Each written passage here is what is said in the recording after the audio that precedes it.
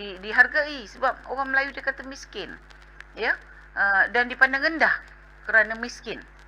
Maknanya kita suka memuji Indonesia, kita kagum dengan Indonesia yang semua kaum, semua rakyatnya bercakap bahasa Indonesia.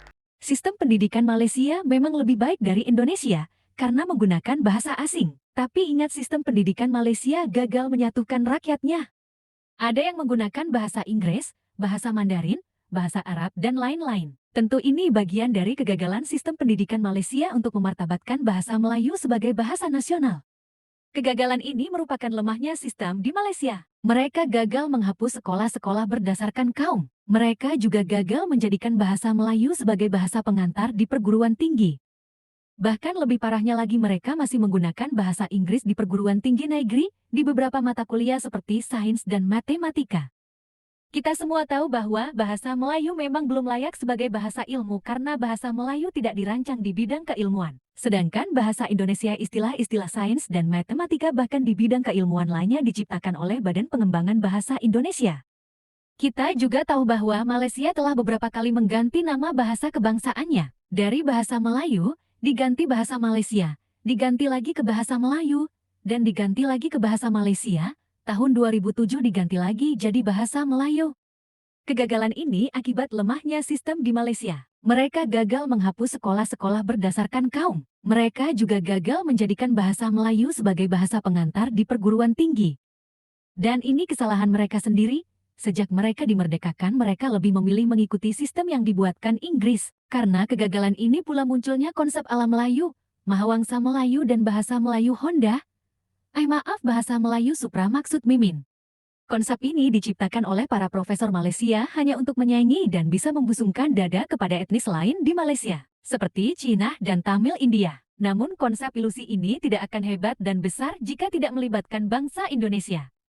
Ya, karena sudah melibatkan bangsa Indonesia. Konsep ilusi ini bisa kita kategorikan sebagai konsep geokultural.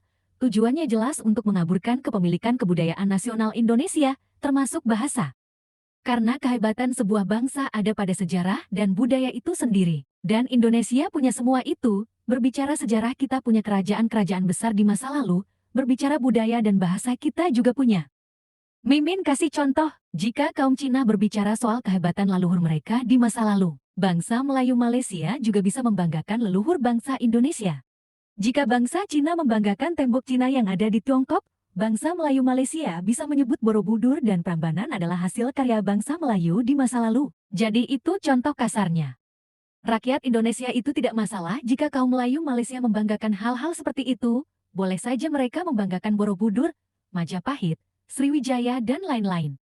Tapi setidaknya mereka tahu diri. Jangan samakan cara bernegara kaum Melayu Malaysia dengan bangsa Indonesia. Jangan juga merasa bahwa itu semua hasil dari tangan-tangan Melayu, bahkan ingin memelayukan. Jelas orang Indonesia akan marah jika budaya, bangsa dan bahasanya dimelayukan. Cara memelayukan budaya, bangsa dan bahasa Indonesia, itu sangat berbahaya bagi bangsa Indonesia. Karena konsep kemelayuan ini bisa menggerogoti sendi-sendi kebangsaan kita, bisa mengganggu konsep kebangsaan Indonesia, sampai kapanpun. Bahkan sampai langit ini runtuh, bangsa Indonesia tetap sama pendiriannya. Bangsa Indonesia tetap bangsa Indonesia, bahasa Indonesia tetap bahasa Indonesia, budaya Indonesia tetap budaya Indonesia. Tidak ada yang namanya serumpun ataupun konsep kemelayuan. Oh iya, Mimin punya satu video, Profesor Malaysia yang mengungkapkan kegagalan Malaysia memartabatkan bahasa Melayu. Berikut videonya. Dihargai sebab orang Melayu dia kata miskin, ya, dan dipandang rendah kerana miskin. Inilah yang tak dapat dibuat pada tahun 57. Kita merdeka. Kita cuma merdeka dengan sokongan British atas nama saja kerana kita tak dapat menyelesaikan masalah besar, iaitu perpaduan rakyat tanah Melayu masa itu. Perpaduan di antara orang Melayu, orang Cina, orang India dan lain-lain kaum. Sistem pendidikan sepatutnya menyatukan anak negeri. Dia macam di Thailand dibuat. Dia ada satu saja sistem pendidikan, iaitu dalam bahasa Thai, dan semua surat khabar Cina dibubar dan semua sekolah Cina ditutup.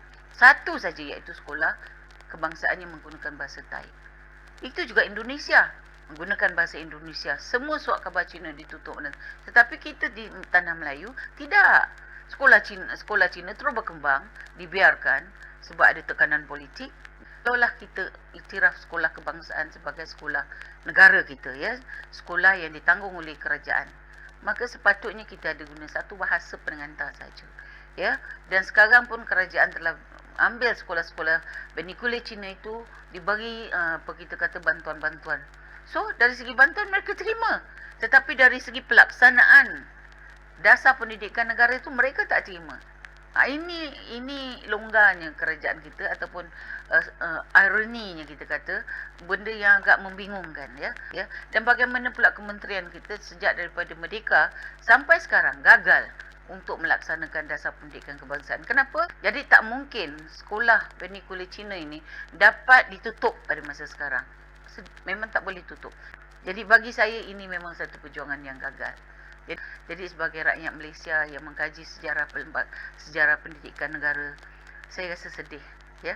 Maknanya kita suka memuji Indonesia, kita kagum dengan Indonesia yang semua kaum, semua rakyatnya bercakap bahasa Indonesia. Tak ada langsung tambah-tambah upacara rasmi dia, tambah kerajaan dia, tambah presiden je.